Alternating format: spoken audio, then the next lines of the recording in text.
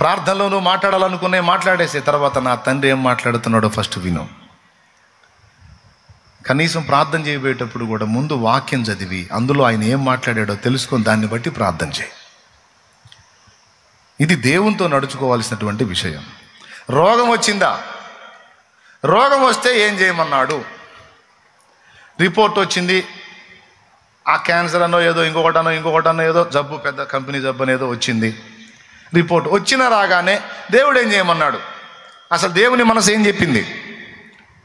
చక్కగా గదిలో పోయి తలుపులు వేసుకొని కూర్చొని ఏడవగలంతసేపు ఏడవమని చెప్పాడా? కచ్చిపంతా తడిసిపోయిన దాకా చెప్పాడా? వాక్యం ఏం చెప్పింది? రోగి అయిన వ్యక్తి ఏం చేయాలో చెప్పింది, సమస్యలో ఉన్నోడు ఏం చేయాలో చెప్పింది, ఇబ్బందుల్లో ఉన్నోళ్ళు ఏం చేయాలో చెప్పింది, శత్రు భయంలో ఉన్నోళ్ళు ఏం చేయాలో చెప్పి ప్రతి దానికి గ్రంథములో సమాధానం ఉంది.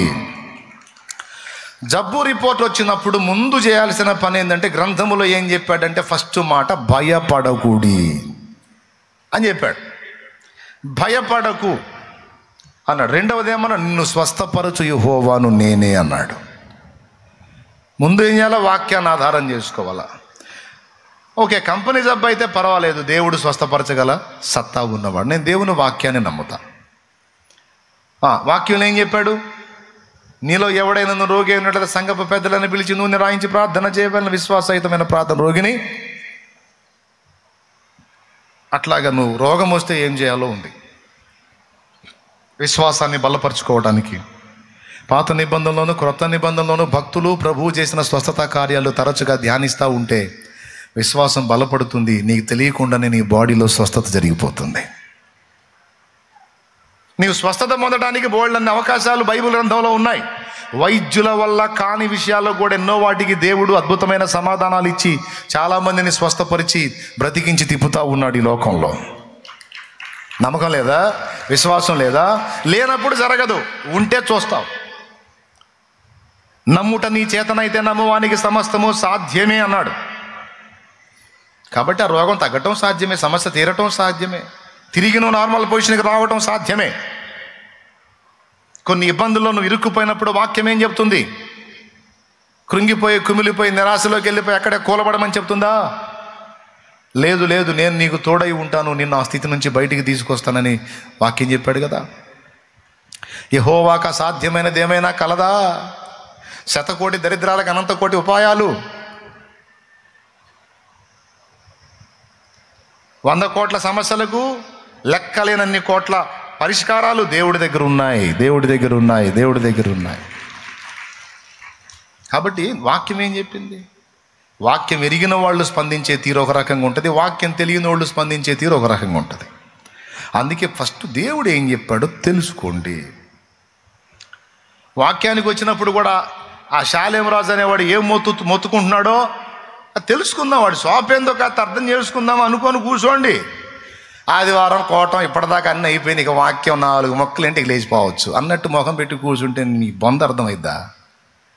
ఏమర్థమైద్ది? ఆయన ఏం చెబుతున్నాడు, దానివల్ల నాకు వచ్చే ఉపయోగం ఏంది, ఇందులో నేను బ్యాలెన్స్ చేసుకోవాల్సింది ఏంది అనేది పెట్టి మైండ్లో అది కదా ఉండాలి. అప్పుడు కదా ఎక్కేది నేను చెప్పేయి. స్తోత్రం చెప్పండి. కాబట్టి పాయింట్ నెంబర్ 1, దేవుని ఎదుట మనం ప్రవర్తించే ప్రవర్తన విషయంలో ప్రతిదీ ఫస్ట్ ఆయన ఏమనుకుంటాడో తెలుసుకొని దానికి అనుగుణ్యంగా నువ్వు నడుచుకోగలిగితే విజయము నీదే. రెండవది శత్రువుని గురించి తెలుసుకోకుండా వాడిని యుద్ధం చేసి గెలవలేము కనుక వాడిని గుట్టు కూడా బయట పెట్టాడు ఈ గ్రంథములోనే. శత్రువుని గురించి ఏమేమి రాసిందో, వాడు ఎన్ని రకాల ఆయుధాలు ఉపయోగిస్తాడో తరచుగా నేను వాక్యంలో చెప్తా. అవన్నీ జ్ఞాపకంలో పెట్టుకొని వాడి ఎత్తుకు పై ఎత్తులు వేసినప్పుడే వాడు చిత్తుగా ఓడిపోతాడు. ఫస్ట్ గుర్తుపెట్టుకోవాలి, మన శత్రువు ఓడింపబడ్డాడు. మన శత్రువు గెలిచినోడు కాదు, ఓడిపోయిన వెధవైపోయాడు. వాడే సైతాన్. ఎవరు వాడిని ఓడించారు? నా యేసయ్య కలువరి సిలువలో వాడిని నాశనం చేశాడు. వాడి శక్తి నిర్వీర్యమైపోయింది. ఏమండి, మంత్రశక్తులు అంటే భయం, దయ్యాలంటే భయం కొంతమందికి. అదే వాక్యం ఎరిగిన వాళ్ళకి భయం ఉండదు. ఎందుకు? అన్ని శక్తులకు పైన ఆయన అధికారి అని రాస్తుంది వాక్యంలో. అంతేకాదు, ఆయనే కాదు, మనకు కూడా శక్తుల మీద అధికారం ఇచ్చాడు. సాతాను మీద అధికారం ఇచ్చాడు, దయ్యాల మీద అధికారం ఇచ్చాడు. తెలియచావదు మనకు దడ ఎక్కువ, తెలుసుకోవటం తక్కువ, తపన ఎక్కువ, తెలుసుకోవటం తక్కువ, అందుకే దడ కూడా ఎక్కువే. నా మీద ఏందో మంత్రాలు చేసినారన్నా. ఏం చేసినారమ్మా? మంత్రాలు చేసినారన్నా. నేను అడుగుతా, బాప్తీసం పొందినవమ్మా? పొందినగానన్నా మంత్రాలు చేసినారన్నా. పిచ్చి మోహం దాన్న, బాప్తీసం పొందినప్పుడు పరిశుద్ధాత్మ నీలో ఉన్నాడు, నీ పేరు జీవగ్రంథంలో రాయబడి ఉంది. నా యేసయ్య సెలవు లేకుండా వాడు ఒకడు కాదు 100 మంది కలిసి 100 మంత్రాలు చేసిన ఒక్క వెంట్రు కూడా పెకలించలేరమ్మా. ఇది వాక్యం చెప్తున్న సాక్ష్యమమ్మా. యేసయ్య సెలవు లేకుండా ఈగ కూడా నీ మీద వాలదమ్మా. భయపడకుడి, మీ తల వెంట్రుకలన్నీ లెక్కింపబడి ఉన్నవి, మీ తండ్రి సెలవు లేక వాటిలో ఒకటైనా కదలని చెప్పాడమ్మా. అది అబద్ధమమ్మా, సాక్షాత్ యేసయ్యే చెప్పాడమ్మా. అంతేకాదమ్మా, శత్రు బలమంతటి మీద మీకు అధికారం ఇస్తానని లోకాసు వార్త 10లో చెప్పాడమ్మా. ఇదిగో నా నామమున మీరు దయ్యములను వెళ్ళగొట్టుతారని మార్కు 16:16లో చెప్పాడమ్మా. అపవిత్రాత్మల మీద మీకు అధికారం అని మత్తయి సువార్త 10లో చెప్పాడమ్మా. మార్కు సువార్త 3:13లో చెప్పాడమ్మా. ఇవన్నీ చదువుకోకుండా నువ్వు దడుచుకుంటే ఎట్టమ్మా? అసలు ముందు ఇందును గూర్చి లేఖనం ఏమి చెప్పుచున్నది అని తెలుసుకోమ్మా, తెలుసుకోయ్యా. నేను ఒక మంచి సందేశం ఇస్తున్నా ఈరోజు. ఎంతమంది నిద్రమోహం వాళ్ళు ఉన్నారో, ఎంతమంది తెలివిగల వాళ్ళు ఉన్నారో ఇక తర్వాత మీరే తేల్చుకోవాలి. స్తోత్రం. మళ్ళీ చెబుతున్నా, ఎంతమంది నిద్రమోహం వాళ్ళు ఉన్నారో, ఎంతమంది ఎస్తేర్లాగా వివేచన కలిగి చురుకైన వాళ్ళు ఉన్నారో మీరే తెలుసుకోవాలి. ఈ సందేశం మాత్రం చాలా విలువైంది.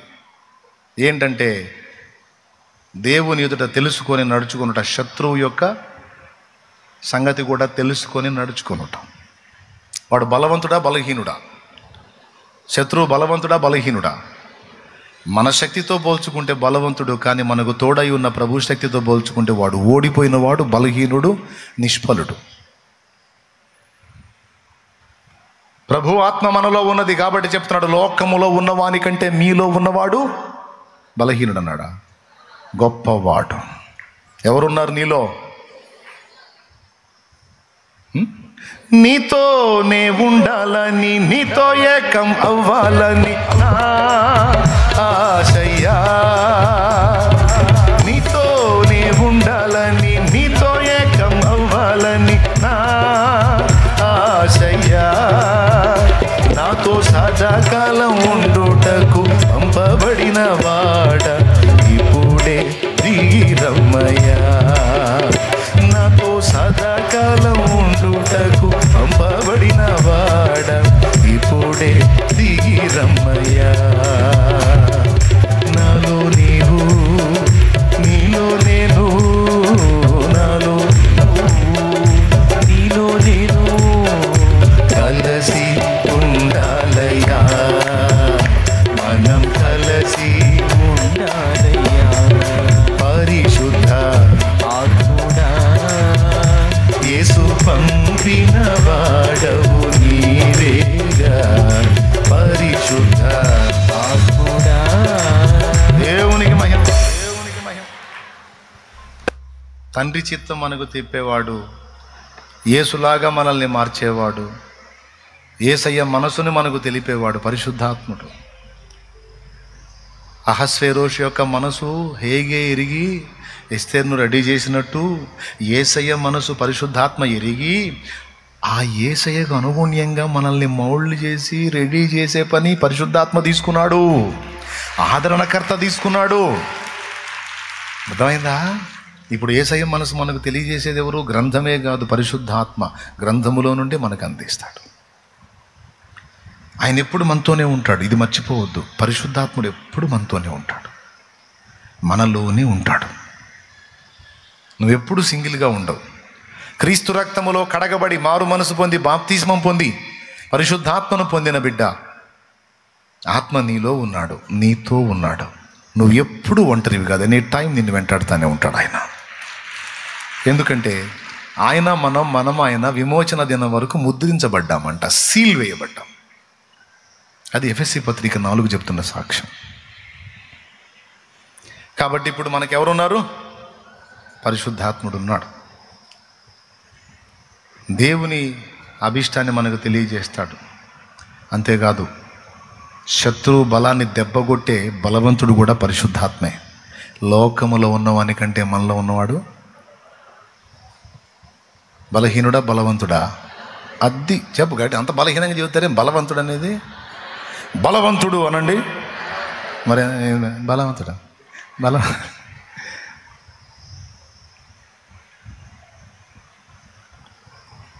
ఫస్ట్ ఎవరి గురించి తెలుసుకోవాలి? తెలుసుకొని నడుచుకోవాలి. రైట్. రెండవది, శత్రువుని గురించి సరిగ్గా తెలుసుకుంటే వాడిని ఎట్లా తన్నాలో మనకు తెలిసింది. వాడిని ఎట్లా తొక్కాలో, దెబ్బకి దెబ్బ ఎట్ట తీయాలో తెలుసుకోవాలిగా. అసలు దృష్టి పెట్టి ఎప్పుడన్నా అసలు ఈ సైతాన్ ఎవడు, వీడి సంగతి ఏంది, అసలు చదువుదాం, వీడి మ్యాటర్ ఏందో, అసలు వీడి కదలికలేంది, అన్న ఏం చెబుతున్నాడు విందాం, తెలుసుకోవాలా. ఎందుకంటే వాడు మనకి ఈ భూమి మీద ఉన్నంత వరకు శత్రువు. ఎనీ టైం మనల్ని పొంచులేస్తుంటాడు. అందుకే దేవుడు కాపుదల పెట్టాడు మనకి. ఆ మాట కూడా బైబిల్లో ఉంది. గర్జించు సింహం వలె అపవాది, మీ విరోధి అయిన అపవాది ఎవరిని మృంగుదునా అని వెదకుచూ తిరుగుచున్నాడు. వాడే నీకు ఆత్మహత్య ఆలోచనలు తెచ్చేది. వాళ్ళు నిన్ను ప్రేమించట్లా, వీళ్ళు నిన్ను ప్రేమించట్లా, వాళ్ళు మోసం చేశారు, వీళ్ళు అర్థం చేసుకోవట్లా, ఈ సమస్యలు ఎక్కువైపోయినాయి, ఈ బాధలు పోవు, ఈ అప్పులు దేరో, ఎన్ని ప్రార్థనలు చేసినా ఒట్టిదే, ఎవరికి నీ మీద జాలి లేదు, సావు, కాసేపు కళ్ళు మూసుకో, 5 నిమిషాలు కళ్ళు మూసుకో, పోతావు, ఇక ఏం ఉండదు. ఇట్లాంటి దరిద్రగొట్ట ఆలోచనలన్నీ తెచ్చేది వాడే. అప్పుడు నువ్వేమనాలి? అవును నిజమే, నన్ను ఎవరు అర్థం కాదు.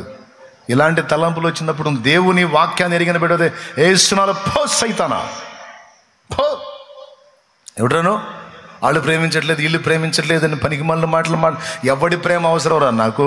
నన్ను ప్రేమించి నాకై ప్రాణం పెట్టిన నా యేసు ప్రేమ చాలు, ప్రేమ చాలు. ఈ లోకమంతా నన్ను వదిలినా నా యేసయ్య నాకు తోడై ఉంటే చాలురా. ఆ యేసయ్య చిత్తం కోసం బతుకుతా. కన్నవాళ్ళు వదిలినా, కట్టుకున్న వాళ్ళు వదిలినా, నేను కన్నవాళ్ళు వదిలినా, యేసు చాలు. యేసయ్య నా ఊపిరి తీసుకునేంత వరకు ఎలాంటి బతుకిచ్చినా నేను బతుకుతా. నేనైతే చావను, సజీవుడనై సజీవురాలనై ఉండి నా యేసయ్య క్రియలు మయంపరుస్తా. ఒకప్పుడు బతికా, నా భార్య అని, నా పిల్లలని, అయిపోయింది, అర్థమైపోయింది. కాబట్టి వాళ్ళ బాధ్యతలు ఏదో నెరవేరుస్తా, కానీ ఇక ఈ మనసును యేసయ్యకి ఇస్తా. ఒకప్పుడు బ్రతికా, నా భర్త, నా పిల్లలని, అర్థమైపోయింది ఎవరేందో. కాబట్టి ఇక ఇదంతా కూడా నా ప్రభువుకి ఇస్తా. నా మనస్సుని నేను నెరవేర్చాల్సిన బాధ్యతలు అన్యాయం చేయకుండా నెరవేరుస్తా. మళ్ళీ నా మీద పడి ఎడుతారుగా. అందుకని ఎవడి ఆడవకుండా, కట్టుకున్నోడు ఆడవకూడదు, కన్నోళ్ళు ఆడవకూడదు. కాబట్టి బాధ్యతలు నెరవేరుస్తా, కానీ నా హృదయం ఆయనకే ఇస్తా.